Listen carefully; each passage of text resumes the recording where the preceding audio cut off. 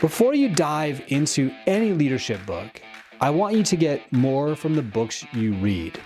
What I recommend is that you do this. You read the book, and as you read it, you take notes. You don't just copy verbatim or highlight what's in the book. I mean, that worked in elementary school, maybe in high school. But now you need to say, how does this apply to me? You need to reflect on it.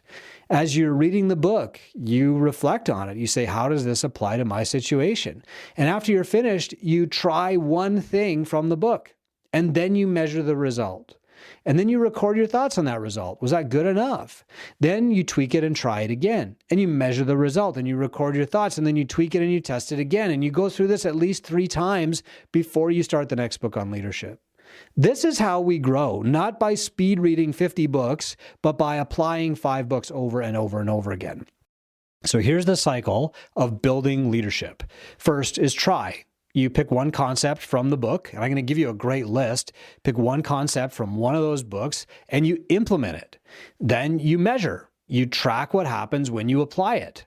Then you reflect. You think about why it worked or how it could work better or why it didn't work, and you write that down. And then you adjust. You tweak your approach and you try again. So try, measure, reflect, and adjust. And this is how you build leadership. It's how you build skills in anything, really. You do not become a better baseball player by reading books about baseball. You do not become a better machinist by reading books about the machine that you're going to be working on. You become better by trying something, measuring your outcome, reflecting, what could I do better, and then trying it again and getting better and better and better.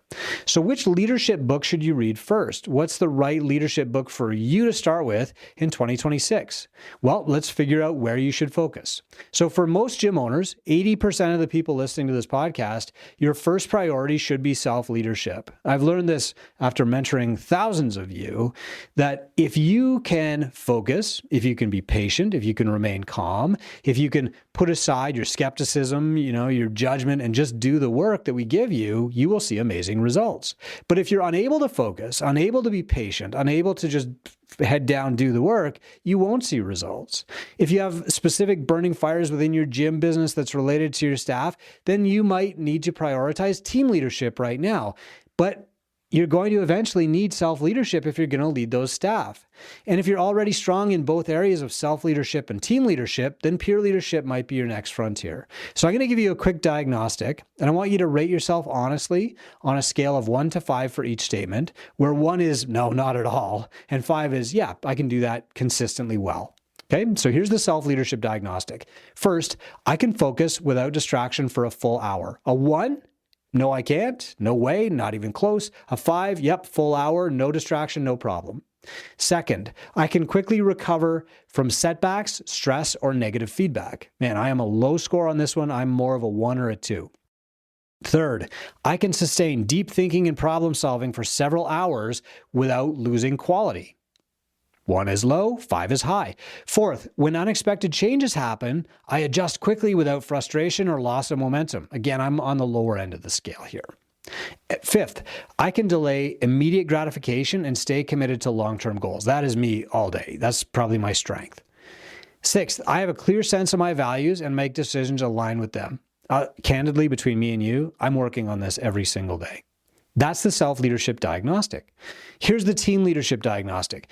First, I have documented systems and processes for all recurring tasks in my business. Documented means it's out of your head and on paper. Second, I regularly train my staff to ensure consistency in delivery. They're following the process because we train on it. Third, I evaluate staff performance objectively and provide timely feedback. If you haven't done an evaluation in the last 3 months, you're a 1 on this. Next, I coach my team members to help them grow beyond their current roles. Hey, most of us are actually doing pretty good at this, but if we're not sure what we should be coaching them on because we haven't done an evaluation, then we're not a 5.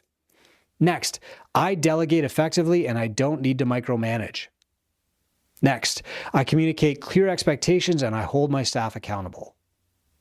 Give yourself a rating from 1 to 5. 1 is low, 5 is high. Nobody's going to test you on this. There's not a score. There's no judgment. There's no right or wrong. We're just trying to help you figure out where you should be starting and then what type of book you should be starting with this year. Here's the diagnostic for peer leadership. When the gym is going great, your staff are all super happy and achieving what they're supposed to be achieving, that's key. Now it's time to start looking at community partnerships, maybe acquiring other gyms or pairing up with other leaders. This is the peer leadership tier. So this is the diagnostic. First, I build strong partnerships that create win-win opportunities. Second, I can influence peers to take action even when I have no authority over them. Third, I maintain credibility and trust in professional and personal circles. Hey, if you're running down the local chiropractors or the local dietitians, you're not doing that. Fourth, I step into leadership roles during times of crisis and I provide clarity. Fifth, I share knowledge and resources generously without expecting an immediate return. Next, I collaborate effectively with peers to achieve shared goals. Okay, so we've done 3 diagnostics, one for self-leadership, one for team, one for peer. Here's how to interpret your scores. If your self-leadership score is below 24 out of 30, start there because that's the foundation to everything else. If your self-leadership is solid, but your team leadership score is below 24, and maybe you're experiencing high staff turnover or client complaints about inconsistency, or you can't take a vacation without everything falling apart, start with a book on team leadership. I'll share my list in a minute. If both of those scores, self and team leadership, are 24 or higher, consider peer leadership to expand your influence beyond your gym walls. Remember, 80% of gym owners should start with self-leadership because fixing the owner will fix their business. So here's the best leadership books of 2026. First, self-leadership. The motto here is if you want to go fast, if you want to get things done quickly, you need to go alone. But eventually, you're going to need a team around you. Now, self-leadership books will help you develop the mental fitness, clarity, and resilience to lead yourself effectively. So here's my number 1 is Think Like a Monk by Shetty. You need to learn to quiet your mind, to find clarity, and make decisions that are aligned with your values. Some of these book titles are going to surprise you, by the way, because they don't say the word business or scale or growth engine anywhere in them. The second book that I recommend for self-leadership is called The Creative Act by Rubin. Again, probably a surprise to a lot of listeners, but this is how you discover how to tap into your creativity and sustain deep focus without burning out. That is so key because if you're burned out, then, your patience, your focus, these things don't matter. They don't exist anymore. The third book on self-leadership that I recommend is called Courage is Calling by Ryan Holiday. This is where you build the courage to face fear, take action, and lead through uncertainty. The fourth book is called Dare to Lead by Brené Brown. This is where you develop vulnerability-based leadership and emotional resilience. The fifth is called The War of Art by Steven Pressfield. This is where you overcome resistance and develop the discipline to do the work that matters. And the next is Drive by Daniel Pink. This is how you can understand intrinsic motivation and how to align your actions with long-term goals. Now, look, it sounds like I'm telling you to read a bunch of self-help or therapy books. Here's the reality. Most of the problems in your business have at least their roots in you. You're not confident. You're not focused. You're not organized. You're not patient. One of those things.